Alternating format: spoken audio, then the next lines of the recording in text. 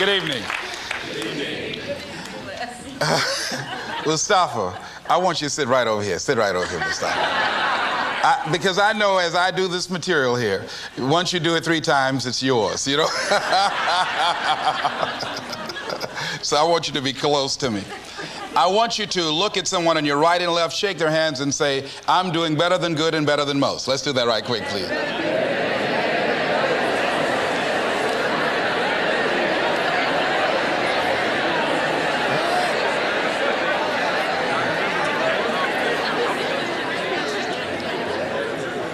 All right.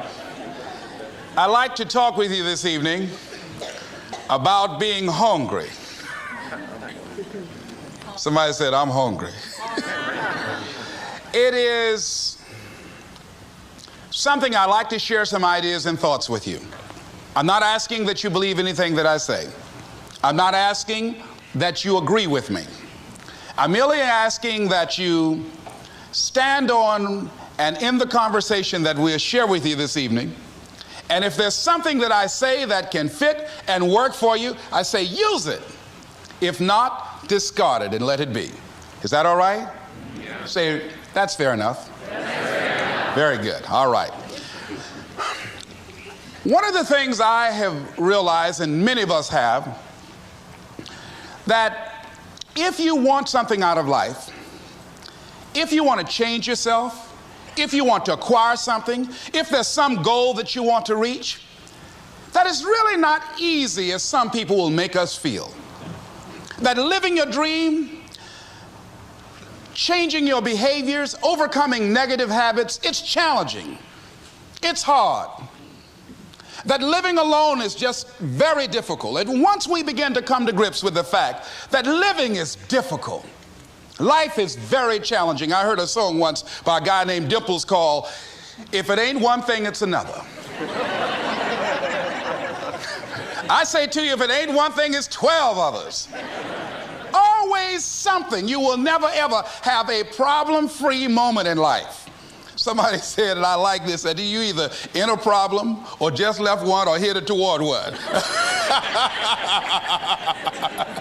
Anybody found that to be so? Raise your hand if you know what I'm talking about. I mean, there's always something. So how do we begin to nurture that hunger? What are the characteristics or the qualities of people that are hungry? What will it take for me to get some of the things that I want? And being hungry for those things. Number one, you've got to work on yourself.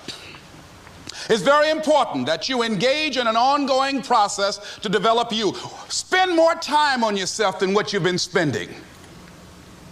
It's very important. You owe that to yourself. I was reading a book by Og Mandino called The University of Success. Read one line, gave me a chill. I didn't have to read anything else in the book. He said, many of us never realize our greatness because we become sidetracked by secondary activity.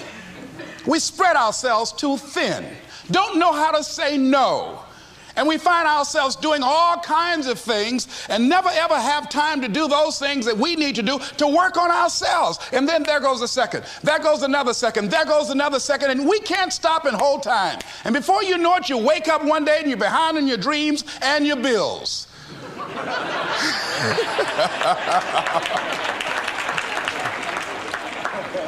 So decide that you're going to take some time to work on you, that you deserve that from yourself, that your life deserves some prime time because you are creating your own production. As Michael Todd would say, you are the star of your show. You are the director. You're writing the script. And you will determine whether your life is a smash office hit or flop. You determine that. Working on yourself, talking to yourself. That's so very important. Overcoming the negative conversation, that inner dialogue that's going on all the time, even when you don't want it to be there. You can't stop yourself right now from thinking. You can't do it. It's going on. And so learning how to empower yourself, part of doing that is standing up to yourself. You've got to stand up inside yourself sometimes and say, shut up. You've got to do this. I was going to give a presentation, and this voice inside of me saying, you can't do this. You don't have everything it takes. I shut up. I'm behind on my bills and you're telling me what I can't do. I have got to do it. You'll get scared sometimes. Your mind will go blank on you. Some people you will allow to unnerve you. And you wonder, what's wrong with me? I'm not crazy. That's why you've got to learn to make a conscious, deliberate, determined effort to stand up inside yourself. Working on yourself, watching that inner dialogue, it will determine the quality of your life. I don't believe this. I know this. I've had a challenge of losing weight. I'm walking through the airport, this voice say, why don't you have some M&M peanuts? No!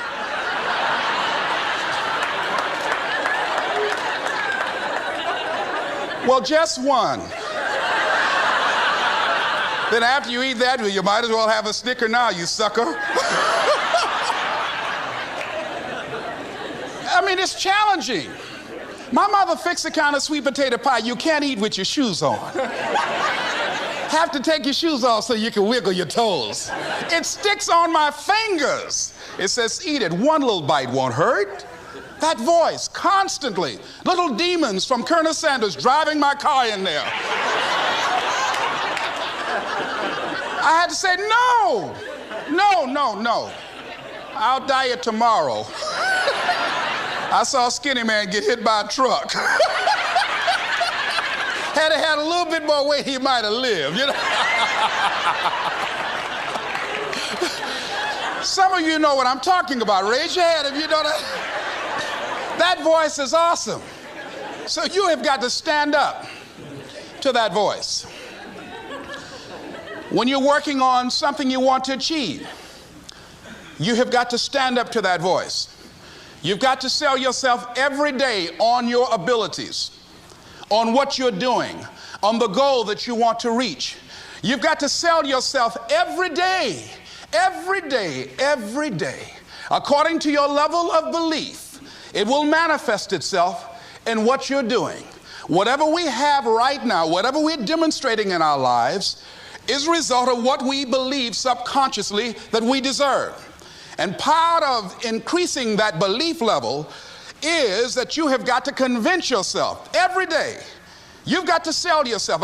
I do a lot of training for many corporations, and I conduct sales seminars, and I've heard all kind of guys doing techniques and training people techniques of how to close sales and how to work with and begin to control the sale and how to ask for the close. Let me share something with you. You can learn all the techniques in the world. If you don't believe in yourself, it won't happen for you. I learned all of it. So that's why I do a training called Focus on the Seller. You've got to focus on you. And as you convince you, as you sell yourself every day, you will begin to see a difference in the things that you're doing. Selling yourself on your ability to perform a job, to achieve a certain objective. Telling yourself every day, here I go again. And I got what it takes. This is my day. And nothing out here is going to stop me. And when you go out there, life say, come over here. Say it again. Well, I'll be back tomorrow. That brings me to the next thing. It takes courage to act. Part of being hungry when you've been defeated, it takes courage to start over again. I used to do door-to-door sales, and I was working with another friend of mine, and door-to-door sales, I mean, it's punishing. It's cruel and unusual punishment. And I was a little boy knocking on the door. Hello, would you like to buy a nice working television set? No money down? No! Bam! They slammed the door in your face. And the friend of mine that was working with me, they slammed the door in his face, and I looked back, and he was going to the car. He said, I can't do this. And he sat down in the car, and he said, you go ahead, I'll be here when you get back. Now, he had a mother and father to take care of him. My mother was ill. I am adopted. I was hungry. I had to go on. I learned something about myself. That when you step into your fears, somebody said, it was Winston Churchill, he said that courage is going from failure to failure without losing enthusiasm. When you step into your fears and continue to push yourself to go on, something happens for you. It will enable you to transcend yourself. I went to the next store. You like to buy a nice working television? No! Bam! Went to the next one. No! Bam! After a while, I no longer took it personal.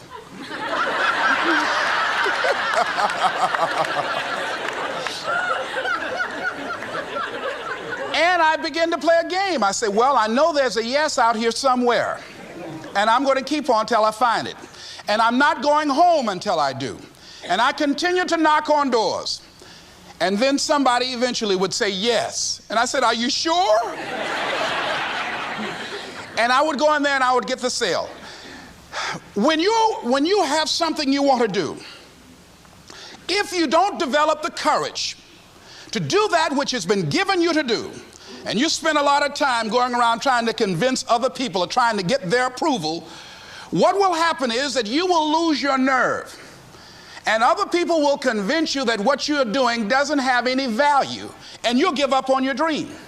It's an interesting thing about life, I've also found, that if you don't have the courage to act, sometimes and particularly if you have something special to do, life will move on you. If it were not for life, I would still be a disc jockey. I didn't just leave voluntarily to go to the state legislature. I was fired. I was working on a job, and I came home one day. I was married at the time, and I told my former wife, I said, that guy Bert I work for is stupid. She said, if he's so stupid, why does he sign you a paycheck? Now, you see why I divorced her, right? I couldn't stand her. That night, I could not sleep well. Here was a guy that was controlling my life. I was going through all kinds of changes because this man controlled my paycheck. And it was Carlyle who said, truth crushed to earth shall rise again. Winston Churchill said, the truth is incontrovertible. Malice may attack it, ignorance may deride it, but at the end there it is. And we know scripture that says, ye shall know the truth, and the truth shall set you free.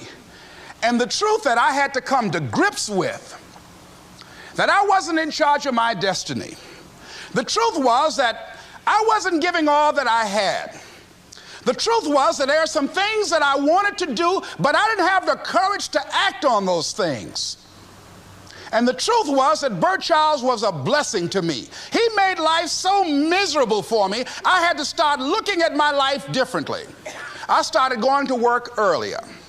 I started being the last one to leave there. I started working harder than anybody else. The other guys could not. Why would you work so hard, Les? I said, I'm not working for them. I have been cheating, Bert, I thought. I've been cheating myself and my family. Wherever you are, whatever you're doing, do it with everything that you have. Develop the habit of giving more than what you're paid for. Develop the habit of setting standards that others will be measured by. Someone said, do not go where the path may lead, but go where there's no path and leave a trail. All right? It is easy to be negative today. It is easy to have low morale today. I was at a corporation and they're going through downsizing and going to lay off some 1,500 people over the next few weeks. It's very depressing there. And those people that stay there 9 times out of 10, they're just going to do just enough to keep from getting fired. Anybody can do that. But if you can begin to harness yourself and say that where I am, I'm going to do the best I can with what I got, because that is an expression of who I am. If you get into the habit of just being mediocre, it will become a part of your consciousness. If you get in the habit of giving less than what you have it within you to give, it will begin to reflect itself in your personality. It will begin to damage you psychologically. And you don't want to be a part of that kind of self-destructive behavior. And so you want to set some high standards for yourself. The next thing, part of what feeds that hunger, you've got to develop a sense of urgency. Aurelia said, stop living your life like you have 1,000 years to live. In life, you're either here today and you're gone today. If there's something that you want to do and you can't do it all at one time, do just a little bit of it. I like what Robert Schuller says. He said, by the yard it's hard, but inch by inch, anything is a cinch. Do just a little bit of it. A friend of mine, Bobby Kerr, used to be a roommate. Bobby wanted to go into the area of public relations. He loved working with the public. Young lady he wanted to marry named Clarice. Bobby was a great procrastinator. Pretty soon the job where Bobby worked, they transferred him to another location. He went out to celebrate with the people on that new job site. And Bobby suffered a massive heart attack and died. Bobby didn't drink and didn't smoke, was under 40, and he died. Ask your question, how much time do you have left? How much time do you have left? When you start thinking about that, we don't know. We don't know. Bobby took all the greatness and all of the talent and all of his abilities to his grave with him. One of the things he could have put in parentheses under his name, he didn't use all his stuff. And most of us do that. Most of us don't use the stuff that we have brought into the universe. And we want to make a conscious, deliberate, determined effort to start living life with a sense of urgency and using what we've got. Using ourselves up, sharing what we brought into the universe to share. Because if we don't, nobody else will. Stop wasting valuable time, knowing that if we begin to live our lives as if each day were our last, our lives will take on a whole new meaning. It take on a whole new expression, valuing each moment that we are blessed with. The next thing that begins to nurture that hunger, honor yourself as your word. Don't give your word out lightly. When you throw your word out there and you don't honor it, it makes a statement about you.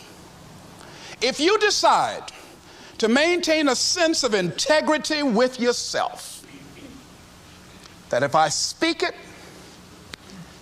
I'm going to live it. It's who I am. And I'm going to be very cautious in how I give my word to others, and most of all with the commitments that I make to myself, because I want my life to reflect my words and honoring who I am and what I express. Another challenging area in terms of nurturing and developing that hunger in yourself is learning the art of becoming single-minded. Learning how to concentrate. Learning how to focus in. And you'll be surprised at the things that you're able to do. When you learn how to block things out, when you learn how to keep thine eyes single, you'll be surprised at the ideas that will come to you, of the people that you'll be able to attract, of the opportunities that you'll be able to see. You'll begin to see things that have been standing there looking you in the face, say, I can't believe this has been here all this time. Here's a habit that I do. Maybe it might be of some value to you. I get up in the morning and I start writing what great ideas that I can think of today that can improve me and that will enable me to reach my goal. And I just let my mind flow. Sometimes I write 15, 20 ideas. Some days it's more difficult than others. One idea can change your life. One idea can turn your life around. Deciding that you're going to focus to develop your skills. A guy was the new owner of a baseball team that was in the basement of the league when he took it over.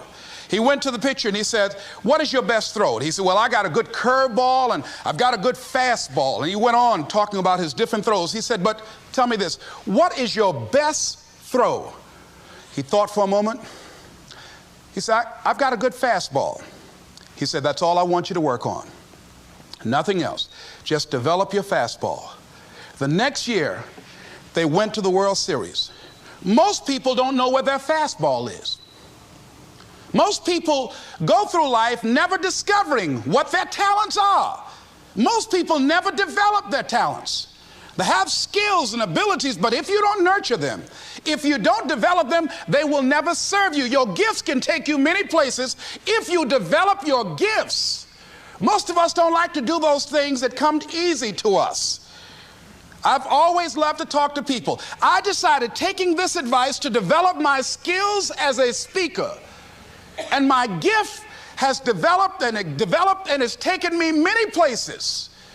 You have something that you brought to the universe, and that if you decide that my life deserves my developing this, what I do well, and becoming the best at it, and mastering myself, and seeing what I have within me, if you decide to drop your buckets where you are and develop your gifts, I grant you, you'll never ever be without.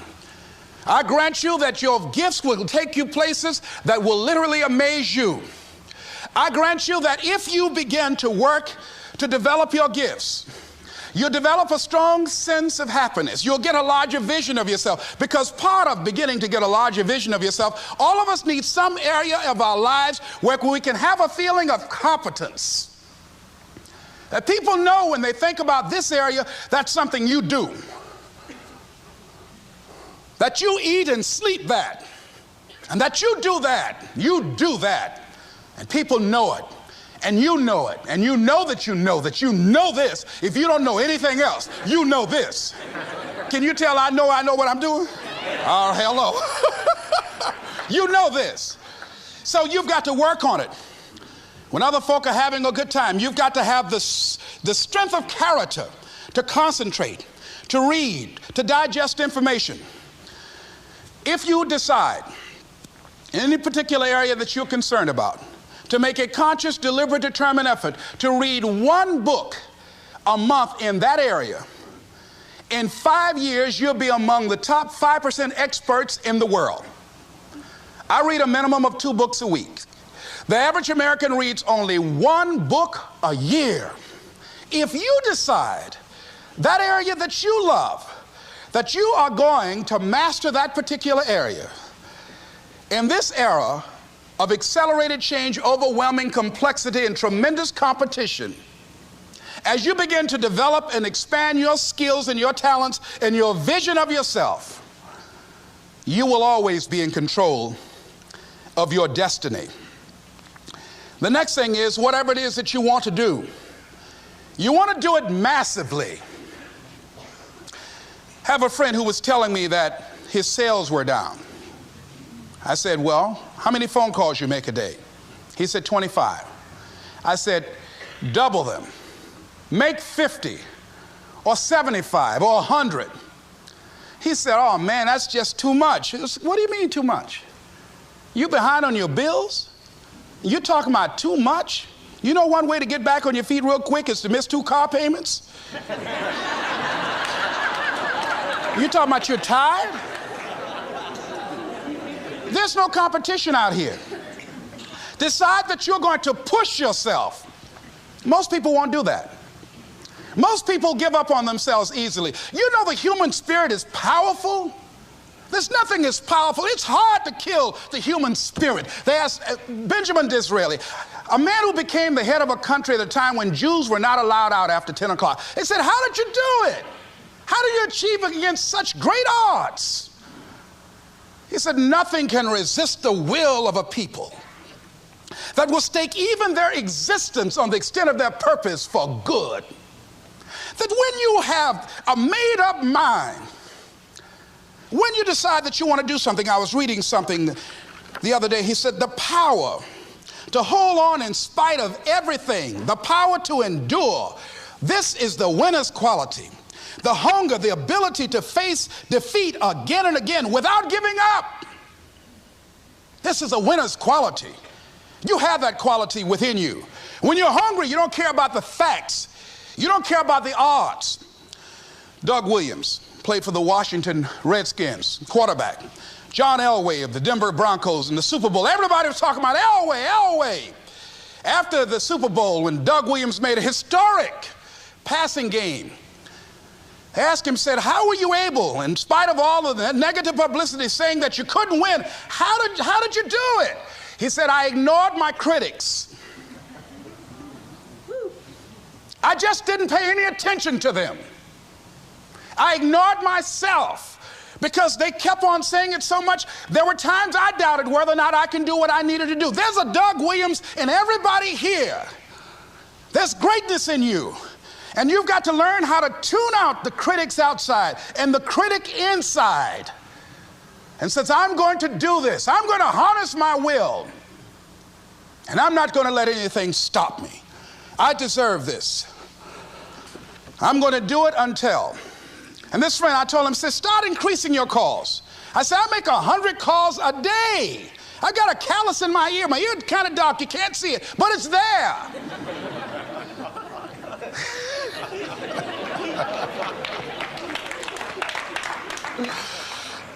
His sales have increased. He's working harder now.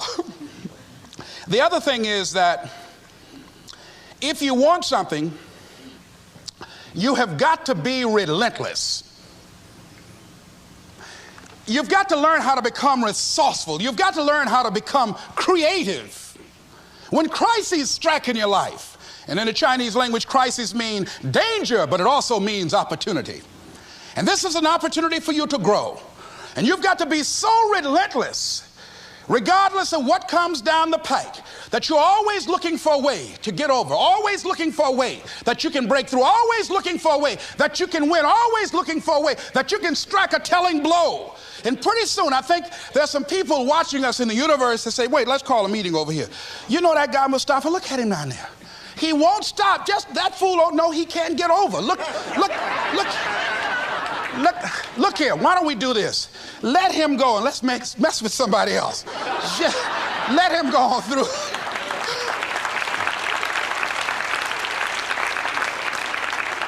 Life will just get tired of whipping you sometimes. And just say, just let this one go. I believe this. Now, no one has told me this, but I just kept on kicking.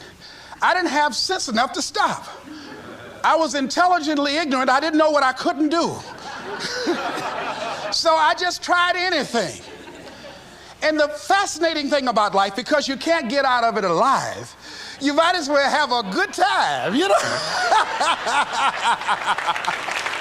You might as well have a good time. Live your life with passion, with some drive.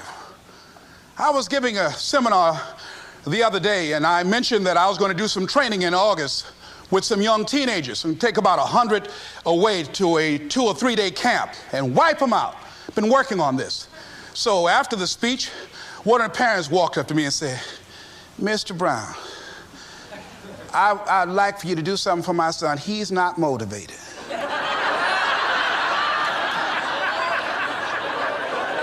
I said, I wonder why.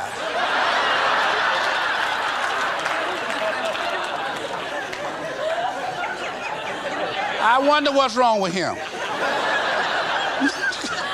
He had no fire whatsoever. See, what you do speak so loudly, folk can't hear what you're saying. And so if you don't have any fire, you've got to watch the people, the relationships that you develop. Have people of kindred mindsets. If you're around folk who are dead and negative all the time, they will affect you. You want people that are around you that have smiles on their faces, looking good. I was telling a group last week, Abraham Lincoln refused to hire a guy because of his face. They said, but the guy can't help it. He said, anybody over 30 is responsible for their face. If you have some depressing face looking at you every day, it affects your blood pressure.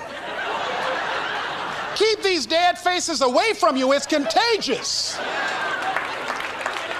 This is serious. So you've got to watch your countenance, watch your face, have an uplifted expression, watch your body posture. All of these things affect you psychically. You've got to be the kind of person that you are fearless. Fearless. Folk leave fearless people alone. There's some people walk through a neighborhood and every dog in the neighborhood would bark at them.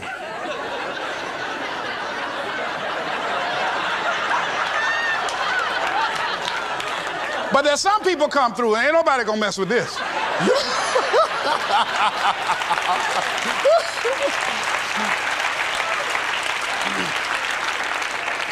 You are unstoppable.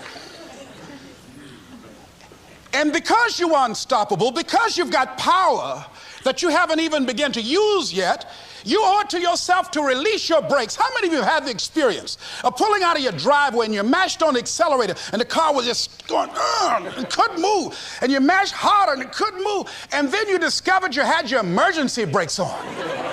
And then you release those emergency brakes and it goes, choo! Have you ever had that experience before? Most of us go through life with our brakes on, holding back, not giving all that we have, not sharing all of ourselves. Most of us go to our graves still holding on rather than releasing it. What are some of those things that keep us from releasing it? Because of past experiences, past defeats, past pain. We look back, well, it didn't work out then. It probably won't work out now. Many people get confused their performances with who they are. I was reading Pat Riley, the coach of the Los Angeles Lakers.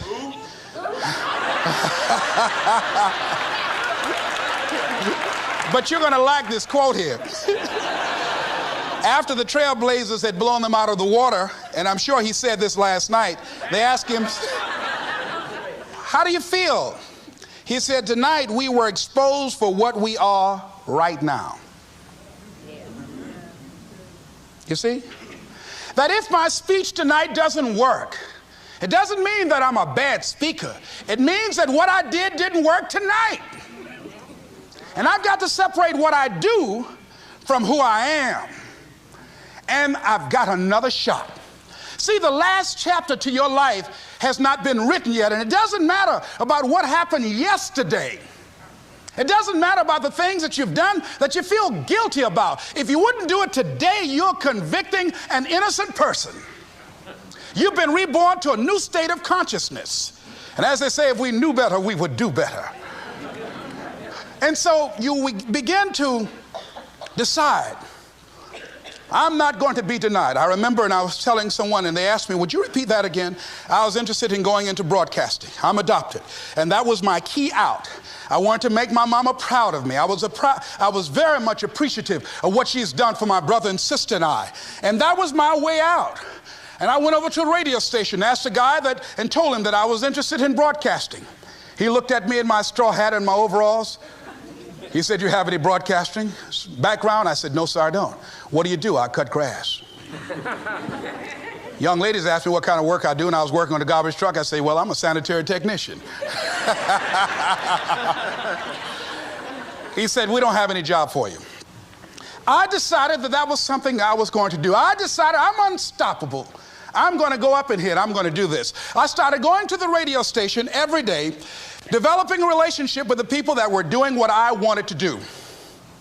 And that's what I encourage you to do. Whatever area you want to go in, find people that are doing it the way you want to do it and develop a relationship with them. When I decided to go in this area, I wrote letters to Dr. Norman Vincent Peale, to Zig Ziglar, to Dennis Waitley, all of the giants in this area. And I said, this is something I want to do. I've been following your career. Would you help me? Dr. Norman Vincent Peale answered my letter, did an article on me, wrote about me in the most recent book that he issued, and done many broadcasts about me. I'd wanted to develop a relationship and rapport with those people that were achieving those things that I wanted to achieve. By the same token, I would go to the radio station, and I developed a relationship with the guys. And they used me as an errand boy when they needed some food or someone to go pick up entertainers that came into town. Temptation singing My Girl, Jerry Butler singing For Your Precious Love, Sam Cooke singing Darling You Send Me. I would pick up the entertainers at the airport and driving around in the disc jockeys, big Cadillacs. They didn't have any driver's license, but I was acting like I had some.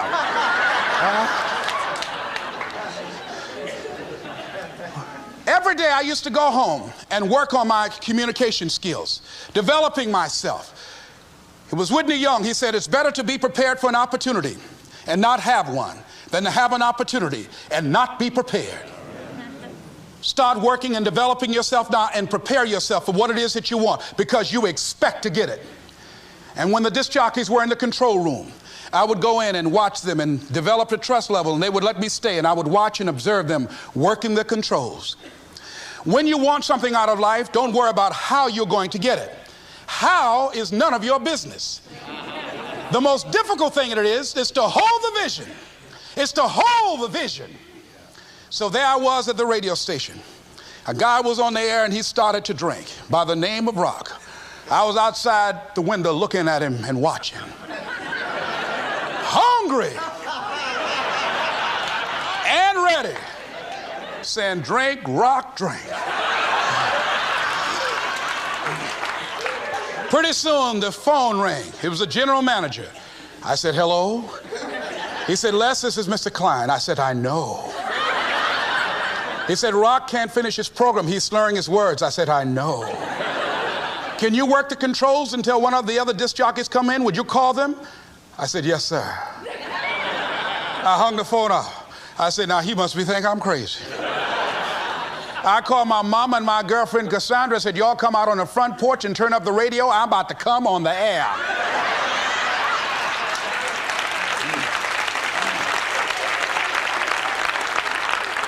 I waited about 15 minutes. I called him back. I said, Mr. Klein, I can't find nobody. He said, well, why don't you go in there and work the controls until they get there? And don't say nothing here. I said, yes, sir. I couldn't wait to sit down at that turntable, Mustafa. I said, look out, this is me, LB, Triple P, Les Brown, your platter playing Papa. There were none before me, and there will be none after me. Therefore, that makes me the one and only. Young and single and love to mingle, certified, bona fide, and indubitably qualified to bring you satisfaction and a whole lot of action. Look out, baby, I'm your love man. I was hungry.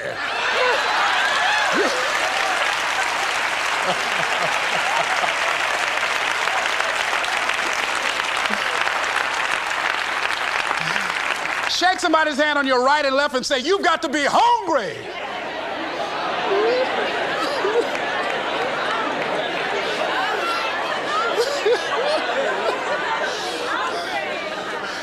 Well, y'all something else. You hear me? You want to be persistent about what it is that you want to achieve. Alexander Graham Bell said, what this power is, I cannot say. All I know is that it exists, and it becomes available only when a man or a woman is in that state of mind in which he or she knows exactly what he or she wants and is fully determined not to quit until they find it. When our children are learning how to walk, how many times will your baby attempt to walk and fall and you just say, just sit down, don't try anymore, you've fallen 20 times. Just sit down somewhere, busting your lip and everything, getting in folks' way. When will a baby walk? It will walk when it walks. That's when it will walk. Les, when will you be known nationally as the motivator? I will be known when I'm known. That's when I'll be known. Don't get caught up in, well, I've tried it 4 or 5 times and things didn't work out. If there's something that you want and you're hungry for it, you've got to do whatever is necessary until. And when you give the best you can and that's not enough, you must do what is required. And don't give up on yourself. Don't throw the towel in so quickly. Many people give up on the 1-yard line, where if they have the determination just to keep on knocking. It's a funny thing about life. If you're home one day and someone is knocking on the door and you say, I don't want to be bothered today. And if that person just keep on knocking, say, can you believe that fool's still knocking? Pretty soon you say, what is it? What do you want? And that's how you've got to be about your dream. Some people, well, I guess ain't nobody home. I knocked on the door, but nobody came. I heard the television on and people were moving around, but I guess opportunity probably went out the back door. Oh, no. See, life is not just that simple. It's not that cut and dry. And that's why most people never realize their personal greatness, because they're casual about life. And when you are casual about life, you will end up a casualty. Life is serious business. So I encourage you to be persistent, to not decide that, well, I've done the best I can. I guess I just can't have it. Don't make that decision. Many of us make premature decisions about ourselves. Calvin Coolidge said something, a man who was a president that was not known for his eloquence or making any historical decisions, but something he wrote about persistence. And he says, press on. Nothing can take the place of persistence. Talent will not. The world is full of unsuccessful people with talent. Genius will not. Unrewarded genius is almost a proverb. Education alone will not. The world is full of educated derelicts. Persistence and determination alone are omnipotent. There's a person that is the embodiment of persistence and determination. A person who decided that some time ago that I'm not going to take anything to my grave with me. I'm going to use myself up, and I'm going to give and give and give until my last breath. This summer, I'm going to be working for her and with her doing training, teaching young people techniques and strategies on how to manifest their personal greatness, teaching them techniques and strategies that will change them at the subconscious level, changing their value systems, and let them see the major role they can play in society. Let's give Mrs. Rosa Parks a round of applause, if you please.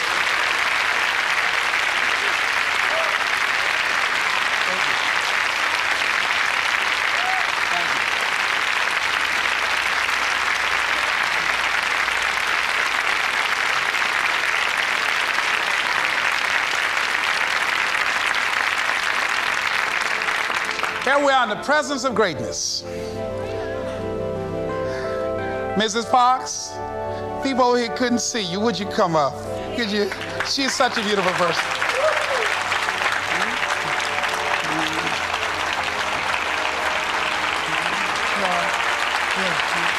Beautiful person.